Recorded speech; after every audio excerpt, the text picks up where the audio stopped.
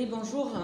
Donc, je suis Corinne Hérault, comme vous disiez Christophe, enseignante-chercheur en sociologie, syndiquée à la CGT, élue au conseil du FR, c'est juste pour dire un peu qui je suis, élue au conseil du FR de la fac de lettres, de l'UFR à LSH. C'est vrai que c'est pas évident de savoir quels sont les niveaux d'information des uns et des autres. Donc on a décidé de faire quelque chose de bref mais informatif. Et donc je voudrais revenir sur finalement pourquoi l'intersyndicale nationale, locale, considère que, continue à appeler à la grève et à la mobilisation contre le projet de loi sur les retraites. Voilà. Donc en une dizaine de minutes, faire finalement le point sur les gros problèmes que pose cette réforme, bien au-delà de la question de l'âge pivot. Donc finalement, on va dire que notre système de retraite qui a été mis en place après la Seconde Guerre mondiale connaît des réformes depuis 1993 qui vont toutes dans le sens de augmentation de la durée de cotisation, relèvement de l'âge de la retraite, changement des modalités de calcul, instauration d'une décote et surcote depuis 2003, mais que, pour reprendre les termes du gouvernement, toutes ces réformes, on va dire, jouaient sur des paramètres, alors que là, il s'agit, ce qui ne nous a pas empêché de lutter contre ces changements de paramètres en 93, 2003 en particulier, et 2010. Mais il n'empêche qu'aujourd'hui, il s'agit d'un changement systémique, pour reprendre encore des termes du gouvernement. Et c'est ce système, absolument, que nous ne voulons pas, et non pas l'enlèvement si tant est qu'il soit enlevé, je reviendrai peut-être en conclusion, d'un paramètre tel que l'âge pivot, ne change rien à ces traits du système auxquels nous nous opposons foncièrement. Alors pourquoi ? J'ai essayé de retenir quelques points essentiels. Le premier, c'est que certes, il s'agit d'un système par répartition, ce qui nous est proposé, mais en gros, on peut retenir quand même deux gros types de systèmes par répartition. Ce qu'on appelle les systèmes à prestations définies, c'est-à-dire que l'on sait ce que l'on va toucher, plus ou moins, c'est plus ou moins compliqué, mais il y a un certain nombre de paramètres qui fait qu'on sait ce qu'on va toucher. Et les systèmes à cotisation définie. Donc, système à prestation définie, c'était le système précédent et toujours en cours. Système à cotisation définie, vous savez combien vous cotisez, mais vous ne savez pas combien vous allez toucher. Et donc ça, c'est le système qui nous est proposé. Deuxième élément fort, c'est que ces deux types de systèmes, en fait, recoupent deux logiques très différentes. Dans le premier cas, une logique collective, c'est-à-dire qu'on touche un pourcentage, pour simplifier 75%, des 25 meilleures années dans le privé ou des 6 derniers mois de salaire, dans une optique de salaire continué et dans une logique de droit collectif. Nous avons le droit de toucher 75% etc. Dans la logique de ce qui nous est proposé, c'est une logique non pas collective, mais une logique individuelle, dans laquelle on a un compte personnel. On a personnellement accumulé un certain nombre de points. Donc vous voyez deux logiques très différentes. Et nous rejetons ce système individualiste à cotisation définie. Troisième point essentiel du dispositif, les retraites par répartition ne devraient pas dépasser 14% du PIB. Alors, en sachant que le nombre des plus de 65 ans augmente depuis un certain nombre d'années et va continuer à augmenter, même si le PIB va peut-être augmenter encore, mais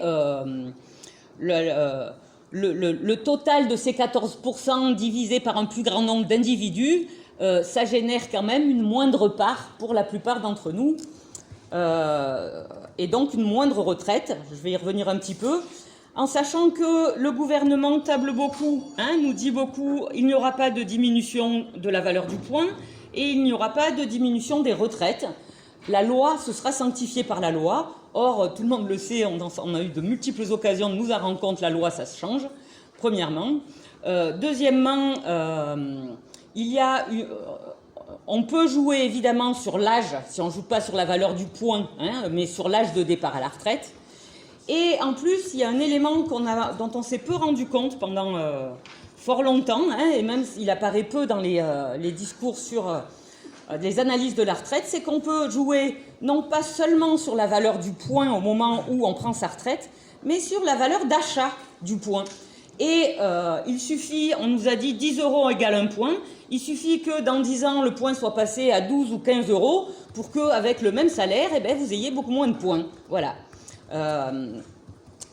Je disais, quatrième point absolument majeur également, c'est que calculer la retraite sur l'ensemble de la carrière, comme c'est proposé avec le système par points, eh bien, ça va signifier une baisse des retraites. C'est mathématique, là, hein, carrément. Enfin, je ne suis pas mathématicienne, mais il n'y a pas besoin d'être mathématicien pour comprendre ça. On est bien d'accord. Pour la plupart d'entre nous, puisque jusqu'à présent, elle était calculée sur les 25 dernières années pour le privé ou sur les 6 derniers mois pour le public, et ça permettait d'effacer, justement, les moins bonnes années, toutes les années à petit salaire. Hein. Je rappelle, hein, on l'a indiqué dans la motion, hein, dont va nous parler Christophe après, que notre système français permet que nous ayons le taux de pauvreté des plus de 65 ans, le deuxième plus bas d'Europe, après la Slovaquie. Il est de l'ordre de 8% en France, taux de pauvreté des plus de 65 ans, 15% en Suède, dont on nous vante beaucoup le système par points, 18% en Allemagne, 19% au Royaume-Uni. Voilà. Alors, les nouvelles générations, non seulement ont, si les transformations du marché du travail continuent telles qu'elles sont en cours, hein, ont non seulement des carrières plus hachées, mais et donc elles devraient avoir de plus faibles retraites, mais elles connaîtront aussi, et ça c'est une de nos collègues de psycho qui a mis cela en avant vis-à-vis de ses étudiants pour tâcher de les mobiliser, de leur faire prendre conscience de comment ils pouvaient être impactés par cette réforme, c'est qu'ils vont aussi connaître une baisse de la retraite de leurs parents et donc une augmentation de leur part du reste à payer des EHPAD de leurs parents une fois qu'ils seront en âge malheureusement d'y arriver. Je vous rappelle quand même que c'est un EHPAD minimum, c'est plus de 2 000 € mensuels, vraiment minimum de minimum, et qu'il y a énormément de retraités qui ne touchent pas 2 000 € mensuels.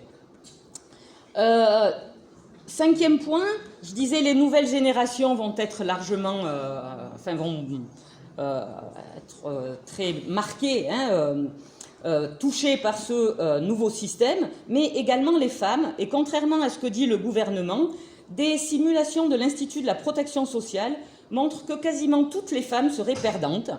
Elles l'ont déjà beaucoup été avec la réforme de 2003 et celle de 2010, et l'instauration de la décote en 2003. Pour vous donner un ordre d'idée, parce que je discutais beaucoup avec la personne qui s'occupait des départs en retraite dans cette faculté, les catégories C, les femmes de catégorie C avec des carrières assez typiques, qui est congés parentaux, 50%, mi-temps quand les enfants sont petits, puis 80% quand ils sont un peu plus grands.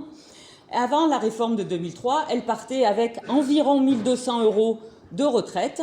Après 2003 et 2010, elles sont parties et elles continuent à partir avec quelque chose de l'ordre de 900 € pour le même genre de carrière, quoi. Alors, sixième point, si j'ai bien suivi, c'est un système qui incite au développement de la capitalisation. Pour ceux qui le peuvent, évidemment, puisque avec la baisse des pensions, on y sera fortement incité, mais surtout pour les revenus, les hauts revenus, les revenus supérieurs à 10 000 € bruts mensuels, puisque je vous rappelle, si vous n'avez pas fait attention, que le taux commun de cotisation jusqu'à 10 000 € bruts va être de 28% et il passe ensuite à 2,8%, alors qu'auparavant, le plafond n'était pas à 10 000 mais à 27 000. Cette baisse du plafond signifie une baisse des cotisations des hauts cadres, donc une diminution des ressources pour le système général.